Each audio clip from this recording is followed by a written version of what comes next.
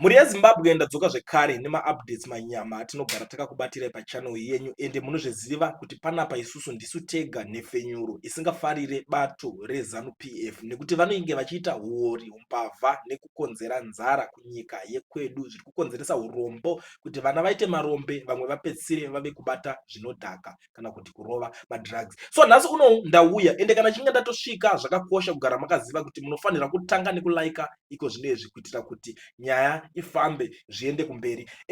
Shoko riri kutenderera iko zvinezvi mastreets pari kunzi Zanu-PF yakakwapaidza 10 million US dollar kuti vacelebrate independence, 10 million US kuti vaite program yavo yavakaita kuGokwe uko kwavakagadzira kastadium kemadhaka kakatotadza kupedza zuva tumabucket seats twavaiti vakaisa twanga twatokwadabuka twatobva. Nyaya iyoyo iri kunetsa zvisingaite nekuti tanga tinoda kutonyatsoziva kuti 10 million yacho yakambonyatsofamba sei. Takaitaura nyaya iyoyo tikati muchanzwa mari ichitaurwa ma10 million asiwo vamwewo havana kukwanisa kuda kunyatsonzwisisa kuti zvii zvataitaura ende vamwe havana kuda kukwanisa kuti bhiliva kuti mari iyoyo ingangosvika ikoko. Iko zvinezvi zvakakwese shoko rabuda ratenderera mastreets kuti Zanu-PF yakatambisa 10 million US dollars kuti inge ichiita zveindependence inonyadzisa. Independence yekuti iko zvinezvi handisi kuziva, havasi kukwanisa kutarisana kumeso mahumbwe chaivo vaitanga vaibika madhakanyana ivo vaMnangagwa nevamwe vavo ana Owen Mudha vanova ivo vanobva kuGokwe ikoko. Hatizive kuti nyaya yacho ipapapa zvichange zvakamira sei, vari kutarisana sei ende panenge pachidiwa mhinduro nekuti panenge pane mibvunzo isina mhinduro.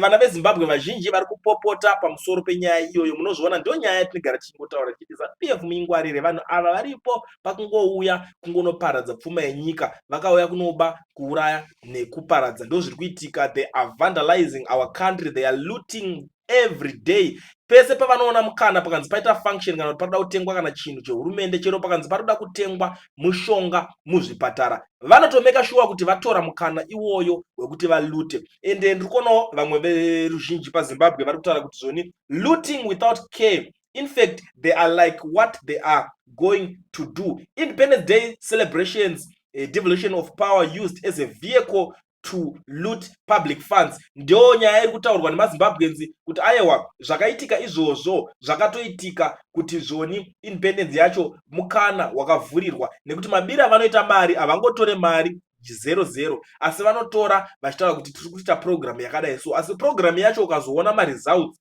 ndopo unoona kuti huori huripo hwakaoma. That stadium was labeled as a state of the art presidential stadium. Someone must count. Mashoko mamwe ari kubuda kune vamwe, we must stay home until someone goes. No man, veduwe zvakaipa. Nyaya ika iri kurwadza zvisingatomboite. Ndosaka vageza vari kubuda vari kuti right, iko zvinezvi regedzai timbotsikira vanhu timboita zve2 days idzi. Ndo zvimwe zvezvinhu zvinenge zvichiripo ende ndosaka muchiona takutouya tichimhanya kutaura nyaya dzakadai so kuti munyatsonzwisisa kuti hasha dzevanhu dziri kunyatsa kubva kupi neurombo hwamuinahwo ikoko kuZimbabwe. Mari zhinji iri kutambiswa zvakadai so. Pamazuva avaMugabe zvaitombova nani nekuti vaingoenda kuNational Sports Stadium yakavakwa kudhara votoita program yacho ikoko yenyika, zvotopera vanhu vocelebrate independence in peace, pasina kukunyadzisana, pasina kunyara, zvinhu zvotoendeka mushe. Asi iko zvinezvi pakangoya vaMnangagwa vakagadzira kaskiri kavo kekuluta nako nekuti tichatenderera maprovinces ese tichiita independence. Asi pakutenderera ipapo ndipo pari kuitika nyadzi chaiko zvisionekwe zviri kuitika. Sadly, as usual, nothing will be done or said against it. Imali iyadliwa isali, but at least do something that is tangible, not to take it all. Ndo mamwe mashoko arutaura nevamwe kuti mari muri kudya muri kuba, asi chiitaiwo zvinobatika kwete kubva mangotora mari yese nekuti imari yenyika, nekuti zviri kurwadza veduwe akomanaka. The sad thing in Zim, so many audits take place but no consequences management happens. This is not the first time so many reports are gathering dust at Auditors General Office. Yes, nyaya dzekuAuditors General dzinobuda mareports aya anobuda akawanda but hapana kana munhu anosungwa, vanotanga ngoramba fake vachingodaro zvichingoenda zvakadaro. Mwari kubuda ari kuti theater yacho yekumaternity haitomboshande pare, ine one theater inoshanda zvese nema-emergency ipapo. Pregnant women vanobva kumbuya nehanda vopinda muqueue uchimirira 10 yako, kukaita emergency vanokusiya vozokupa rimwe date its said. Pakaipa vakadzi vari kufa zvechokwadi muzvipatara umu every day. Paitonzi muna January pakafa up to 300 vana nevakadzi vanodarika 56 vari kunzi vakafa muna January chete, kureva kuti matambudziko ari kusanganirwa nawo nenyika, asi iyo nyika iri kuzvipira kunotora mari ichinotambisa zvayo kunoita madhaka. I don't know what kind of celebration iyo yekuti munotambisa 10 million. At the end of the day hapana kana anything chaoneka chabuda chine musoro, mari yacho unoshaya kuti ndeyechii. And ipapapa paitonzi zvikoro ngazviunganidze imwe mari futi kuitira kuti zvoni tikwanise kunge tichikontributa pane zvinhu izvozvo zviri kuitika. Zvikoro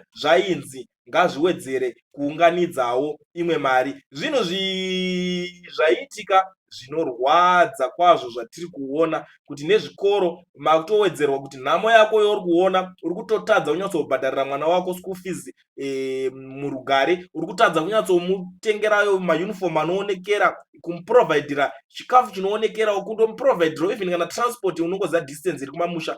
Zvakatodaro because kuzhinji kwacho hakuna kana marodzi ekuti kungafamba kana transport unobhadhira, mwana atoenda netsoka. Obva wanzi pakutambura kwamuri kutoita already iko kuwedzerai madhola kuitira kuti tiende mari iyo iende kunowedzera paindependence. Topedza independence yacho mari yacho yobva yauya yotorwa nezvigananda. Ndonyaya imwe inenge ichirwadza vanhu vazhinji vachi ZANU-PF inofanira kungobva. Everything with the name ZANU spells corruption. I'm surprised with people who support or push for the replacement of one faction with another faction in the system. There is no better version, neither is there a faction with interest in suffering masses in Zim. Mumwe ari kutaura kuti zvoni ZANU yacho is better kuti ingobva, nekuti hakuna chimwe chipati kana kuti chipiece cheZANU-PF chine common sense kana kuti chinenge chichinhingirikinawo chine kakushanda zvinobatika chingange chiripo ipapapa. Saka pari kunzi divi rega rega rine varo vanenge vachida kutomirira kunodyawo, hanzi rinenge rine zvigananda zvaro. But I think this is too much, zvanyanya. At least vakambobva tozopedzerana nevasara, ndo nyaya yatakatoona kuti zvinokwanisa kuva better. That can buy more than 9 million packets of painkiller. We are ruled by heartless people. They could limit expenditure. Zimbabwe has a lot of money. What's the opulence for? Chinoitika dambudziko rimwe randakaona manje tichitarisa about kutaurwa nemunhu ndezvekuti dambudziko rinoitika kuZimbabwe nderekuti ivo vane mari vanokwanisa kuafforda kuenda kunorapwa kumahospitals maprivate, kuenda kumaavhenues, nzvimbo dzakasiyana siyana, vachinobhadhara mari dzinotenga ikoko vorapwa, kana kuti vanotokwira ndege votoenda kunorapwa kune dzimwe nyika, kunana South Africa, Dubai, India, kwese kwese kwavanonzwa kuda kuenda, Singapore, vanongoenda vachinodaro vachiita yavari kuita vachinorapwa because vanoafforda. Saka kuti vazoziva kuti vamwe vanhu vanodawo kurapwa vari kushandisa zvipatara zviri local havazvinzwisise. Zviro ndizviro pakatobuda muimbi wavo anovaimbira nziyo dzana Maiweli dzekusheka sheka nekuzunza mazakwatira, akanzi abatwa nechirwere chekenza, vakamumhanyisa kuenda naye kuIndia kuti aende kunorapwa faster ende zvikatobva zvatoitika akabva atorapwa iko zvinezvi mukungomona akungoteerera. Asi vanhu vazhinji veZimbabwe havasi kukwanisa kuzviona nekuti ZANU-PF handifungi kuti ichakwanisa kutora munhu wese, even vanozvita vanovasapota vacho kuti vavaendese kunze kunovarapisa nekuda kwezvikonzero zvakasiyana siyana. Saka ndo dambudziko riripo rekuti vanhu havakwanise kutaura kuti kwaita dambudziko kwakadai so. Ende iko zvinezvi tinoona kana vaimbi chaivo vanopuhwa mari vachidya mari nezvigananda. Hazvina kushata pamwe munhu anenge apuhwa as a gift, but havazokwanise kuudza same vanhu ivavo kana kuti kubuda papublic vachitaura kuti zvipatara ngazvigadziriswe manyanya, zvakadai so ngazvidai so, corruption ngaipere manyanya. Havakwanise kubuda vachitaura izvozvo nekuda kwezvikonzero zvokuti vanenge vachidyawo ipapo, inyaya yekuti vanenge vachiona kuti vari kudya vese. Saka nyaya idzodzo dzese takadzitarisa ndo nyaya dziri kuita kuti vanhu vazodedzera kuti handei zvedu tinosapota vageza pane zvinhu zvavari kuita because maZimbabweans vaneta. Zimbabweans are sick and tired of this nonsense dziri kuitika, nekuti 10 million haingangotambiswe just like that. Zvipatara hakuna, vaimbi zvacho zviri kungobribwa mari zvotonyararidzwa nemotikari, havachakwanise kutotaura. Apa ndo vanhu vacho vane mavoices anokwanisa kunge achinzwikwa neruzhinji. Zviro ndizviro takarasirwa naTatenda Pinjes, umwe muimbi aiimba Sungura, akadedzera kuti pain is ari muchipatara, akavhenekwa netochi, hamuna kana magetsi muchipatara macho, kusvika atoshaya atofa. Mune nyika dziri normal, munhu akasvika ari mustate yekuti achiri kutoziva kuti ndiri kurwadziwa, ndiri kuda pain is, panenge patoreva kuti atosevheka life, haachafe munhu iye. Tinotoona vamwe vachirarama vatori muICU chemo vari paemergency vanotomuka vange vaita tsaona, but kuZimbabwe is a different story. Ndosaka vanhu vese vari kudedzera kuti handei kunoenda vageza, ngatiteerere zvinotaurwa navageza kana kuti nevamwewo futi vachauya vane simba rekukwanisa kubvisa chipinhu ichi chinonzi ZANU-PF. Saka ndonyaya iri panapa mhuri yeZimbabwe, ndangoti mwena ndakakubatirai pachannel yenyu Clear TV. Tinokupai nyaya dzese